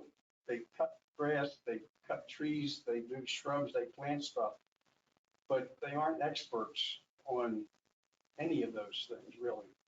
And that's what we will bring to the table as a group of people that are experts, knowledgeable in the field. We've got a graduate horticulturist and a fellow that owned a nursery right now, and the knowledge they have is really superb. And we have the CDD that has highly qualified people that are really willing to work with us also. My suggestion would be that perhaps you ought to make a motion to formally make a motion to form a landscape work group. I will make a motion that we formally form a landscaping work group under the PPAC banner. I'll second it. We have a motion and a second. Are there discussions about this? How about out there in electronic land, John or Randy? Anything that you want to say about that? I'm fine. I approve. Okay. Any further discussion of that motion? All in favor? Aye. Aye. Okay, that is passed. So Joe, you've got it, and take it away. And I suspect you will come to us with recommendations for members on on the committee. Yes. I think in those cases, we probably need to I guess we need to go to although I don't think on the safety and security work group, I don't know that we ever got a formal approval for that. But I don't think we go to anybody. no, I don't think so. I think so. The ponds It's a committee is. PPCA. Yep. Doesn't need to approve, I would think. Oh, not the PPCA. No, I'm not talking about PPCA. I'm wondering about the GSD. Oh, The GSDD, Yeah. Board of Supervisors. Did they have to approve the ponds You know, committee? our goal will be to be transparent and let people know what we're doing. I know they had to approve me when I took over for Bob. Well, You did, but, or you recommended I me, recommended that but they. then it went to CDD and they actually did just like a contract, they did the formal approval. Yeah. Yeah, that's for the PPAC. We have to go, we pick people and then they have to approve them. Yeah. For PPAC, but I don't think we do that for the. For the, No, the we take people, that. let me check into that. That's what we have to do. by the way, I'll give my 2 cents on Yeah. volunteers. Yeah. I take everyone you can get. And find a way to put an organization in place that they all feel that they can make a difference. As opposed to saying we only need 2 people and then you have, 10 people apply and then you got 8 people that feel they. We won't have any rejects. Okay, that's what I was gonna say. That's a We good won't way to have put it. any No rejects. rejects. Okay. I want to tell you, when I managed the baseball team, everybody that came out played. All right. We Okay. lost every Alright. game. Anything more on that? Okay, committee you, member, committee member requests and audience comments. Anybody out in the audience that we can't see have any comments? We lost Bob. He I'm must sure have he got what would've he had wanted to comments. come for done. Give Phil a hard time. Okay. Well, do I need to make a comment about the 2 folks that are already willing to do this? Mayor Berg and Mark, oh God, Evans. Evans. Yeah. I think Mark should probably resign from the ponds group. He does littorals. He's our guy on Mhm. littorals. I volunteered him to you to work on that thing. Yeah. I mean, to get started, you're gonna need him more. you're gonna need all of him. And I'll try to fill his position with the group I have. Okay. Phil kind of thought I jumped the gun a little bit, but I will tell you, we have our first meeting next Tuesday. Okay. Um, Next meeting will be October 14th. We have a motion to adjourn the regular meeting. I motion that. I'll Second. Moved and second. Everyone. The regular meeting is adjourned. We'll move into the workshop. Okay. Can we take a 5-minute break? We could do that. This conference will now be recorded.